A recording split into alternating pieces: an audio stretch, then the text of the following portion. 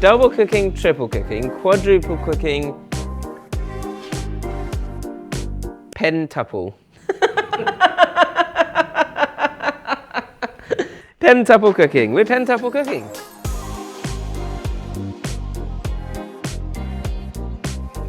Welcome back to the channel. This one is the final lesson in double cooking, and it's all about the pre-blanch or poaching, plus you deep fry and then braise, and then if you want to go all the way, adding a steaming process and seeing what difference that makes to the texture of these chicken wings.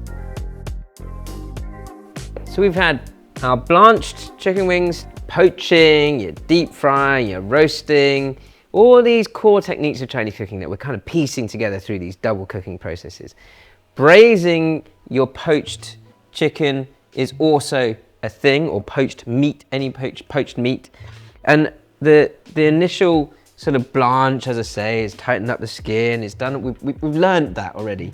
Now, what I'm going to do is I'm going to marinate the rest of these chicken wings with a sauce that's very similar to what you would get from the steamed or finished in steam chicken's feet in the dim sum restaurants that I'm talking about. And first thing I've got here is these fermented black beans. So these are salted, dried, preserved black soya beans, and they've got a very, very deep and salty preserved flavor to them. So they've just been soaking in cold water for 5-10 minutes, that's all really. That soaking brings out some of the excess salt. I'm going to mix it together with some chopped up garlic and ginger, and I'll give that a really sort of gentle push through with the bottom of my spoon. And that is just to make a rough, very coarse black bean paste. Really what braising is, you need to fry your ingredients first in your pan. And then even with sauce, it needs time to almost fry this sauce and caramelize around what you're cooking before you then add any liquid. You can put all the flavor into your meat and just marinate it, because it will get that fry, that initial caramelization around the meat if you're to do it all in one go. But most importantly, it's almost as if braising itself is a double cooking method in one pan. So I'll take half of this black bean paste mix for the marinade, and then we'll start to build up a sauce that we're gonna fry. This stuff here is the doubanjiang, the chili bean paste. So a couple of teaspoons, they're very heaped teaspoons of that will go in there. Some oyster sauce for savory, so I don't want it to be too sharp. I want the braising liquid to be very, very deep and savory in flavor. To follow that, but a bit more saltiness, some light soy sauce. Dark soy sauce to deepen the color of this braise. Not too much. 1 to 2 teaspoons is plenty. Shaoxing rice wine. 2 to 3 tablespoons is good, because I want it to have enough sort of time to caramelize around the chicken.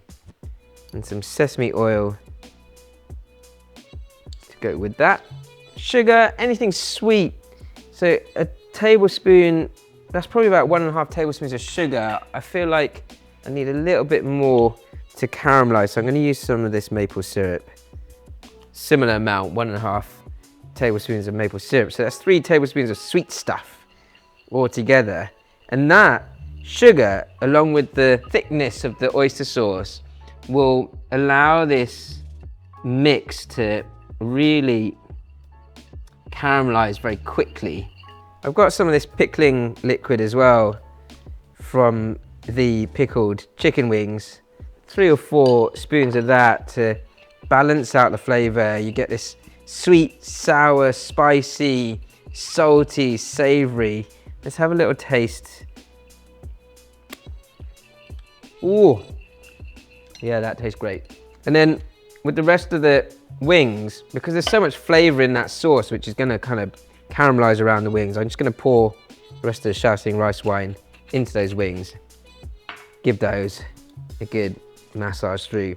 But what you need is a little bit of oil, because even though there's oil in the chicken and there's fat in the chicken and there's oil in this sauce, the key is to make sure that the sauce hits your thick base pan with that little bit of extra fat and gets that instant bubble, that sizzling, because that will change the nature of that sauce very quickly and it will start to caramelize a lot. And now I'm showing you the traditional method of these sort of the dim sum style chicken's feet, but using wings as my ingredient of choice today for this lesson. It's had its blanch or its poach, then it gets a dry and then a deep fry. I'll do half of them like that and then half that just goes straight into the sauce. And you will see an ever so slight difference between the half that go into the deep fry and the half that are just going to go into this caramelizing sauce. And I want to show this so you kind of get the real detail of where or how far we can really push this quintuple cooking process, or double, what we in general call double cooking processes in Chinese cuisine. That's sealing the meat in the oil before it then goes into the braising liquid. Whereas with these ones, they're just going to go straight into the braising liquids, right? There's no reason why you can't just braise your wings, especially your chicken, like I'm doing here. But if you want to get that sort of perfect finish, then that seal of the meat before it goes into the braising liquid will give you that more restaurant style finish. Now I'm going to try my best to keep the non-fried chicken pieces on one side and then braise the deep fried ones on the other. What that deep frying process does is that, of course, it's crisping out the chicken, but we're not creating a crispy chicken dish here.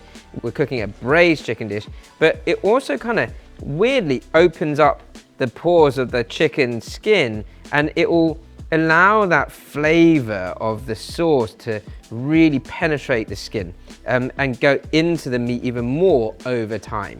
And you can see, even when I place these deep fried chicken pieces into that same sauce, how differently that sauce sits on the fried chicken skin versus the non-fried chicken skin.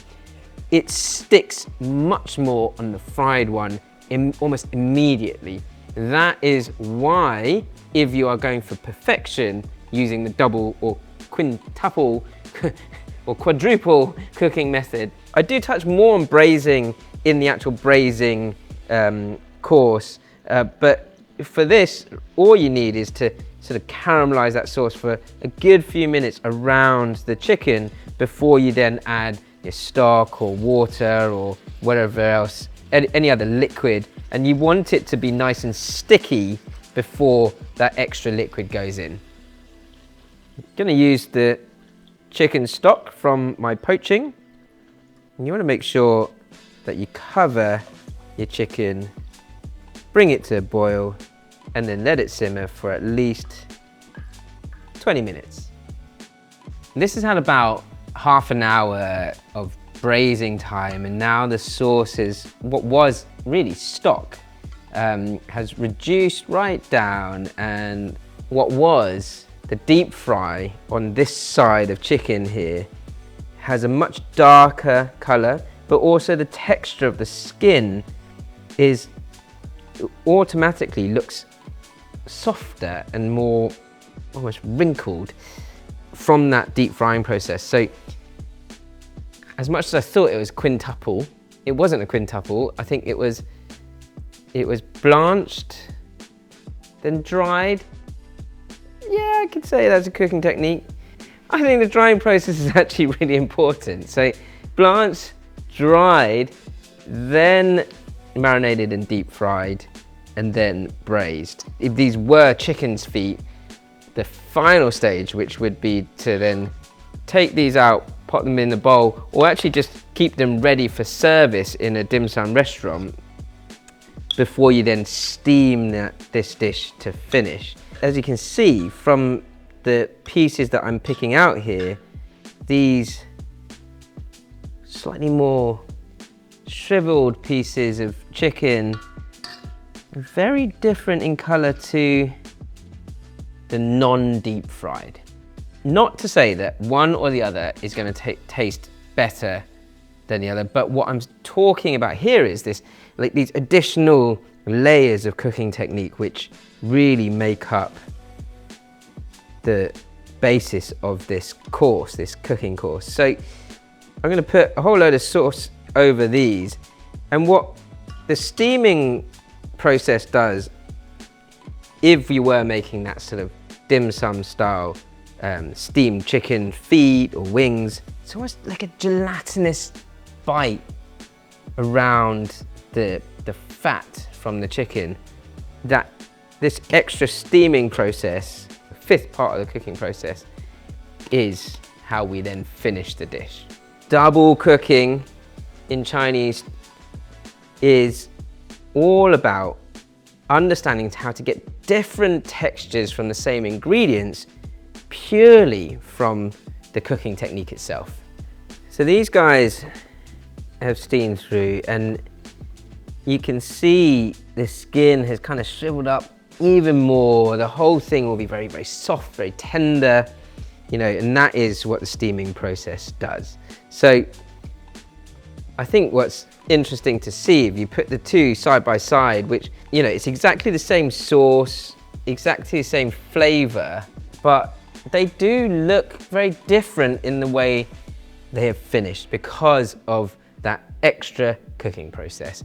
So I'm going to go for a taste of these steamed, braised, fried, blanched wings, because it should really like completely fall off the bone.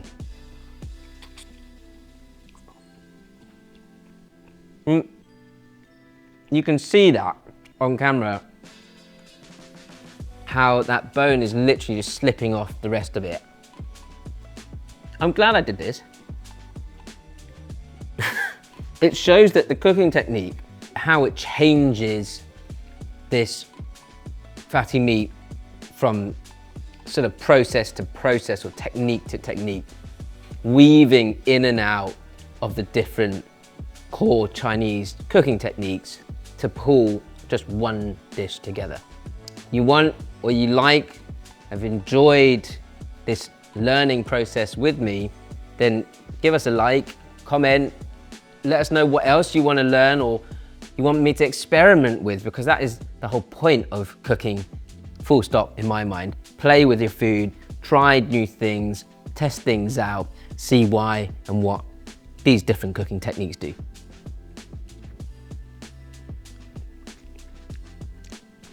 Tastes like chicken feet.